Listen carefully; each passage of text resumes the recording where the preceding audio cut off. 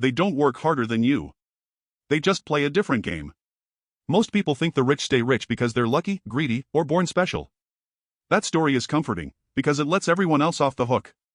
But the truth is far more uncomfortable. Because once you see how the rich actually stay rich, you can't unsee it. And it raises a dangerous question.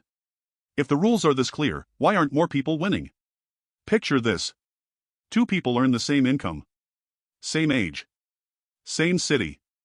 Same opportunities. Fast forward 20 years. One is still worried about bills. The other quietly controls assets, leverage, and time. What happened in between wasn't magic. It was behavior. And it started with the first rule the rich live by.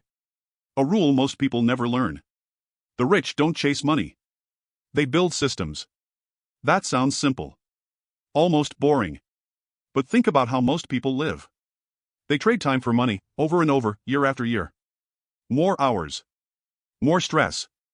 Same ceiling. The wealthy look at money differently. To them, money is a tool, not the goal. They ask one question before every decision. Will this keep paying me even when I stop? If the answer is no, they hesitate. If the answer is yes, they lean in. That's why they obsess over businesses, equity, royalties, real estate, and ownership. Because systems don't get tired. Systems don't ask for raises. Systems don't quit. Here's the uncomfortable part. Most people actually earn enough to start building systems. They just spend it too fast to notice. Which leads to the second rule. The rich control lifestyle inflation. Everyone else celebrates it. Raise your income, and what happens next? Bigger apartment. New car. More subscriptions.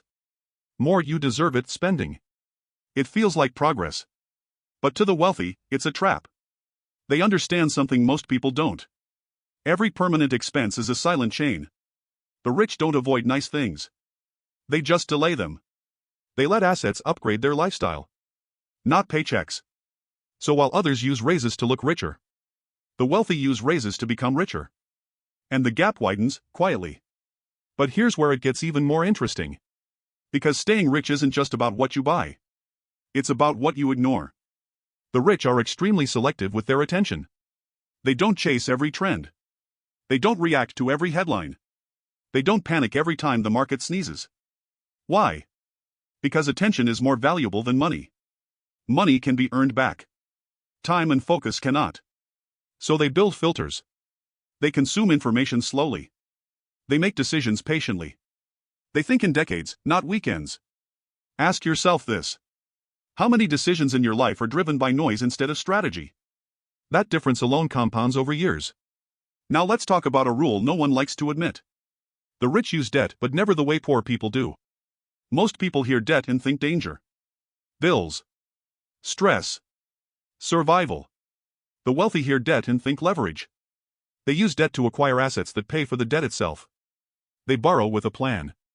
With margins of safety. With exit strategies. Bad debt consumes your future. Smart debt multiplies it. And this is critical. They never mix ego with leverage. No flashy borrowing to impress strangers. Only calculated moves to expand control. That discipline is rare and powerful. But money rules alone don't keep people rich. Plenty of people make millions and lose it all. So what separates the rich who last from the rich who disappear? They protect downside before chasing upside. This is huge. Most people are obsessed with gains. The wealthy are obsessed with survival. They diversify. They insure. They prepare for boring, worst-case scenarios. Because they know one brutal truth. You don't need to be a genius to win. You just need to avoid catastrophic mistakes. One bad bet. One emotional decision. One unchecked risk. That's all it takes to reset to zero. So they play defense first. Always. Here's a pattern most people miss. The rich think in ownership layers. They don't ask, how much does this pay? They ask, who owns this? Who owns the company?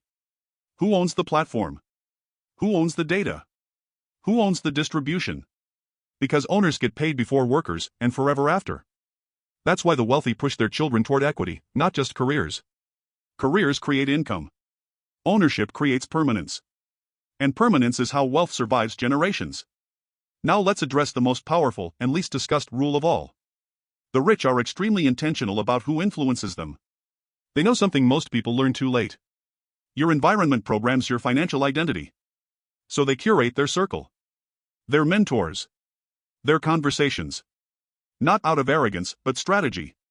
Because when everyone around you thinks long-term, risk-adjusted, and opportunity-focused, you start thinking that way too. And suddenly, wealth stops feeling rare. It starts feeling normal. Here's the real twist. None of these rules require secret knowledge, or elite connections, or massive starting capital. What they require is patience, discipline, and delayed gratification. The very things modern culture discourages. Which brings us back to the opening question. If the rules are this clear, why aren't more people rich? Because most people want the rewards of wealth, without adopting the behavior that creates it. And behavior always wins in the long run.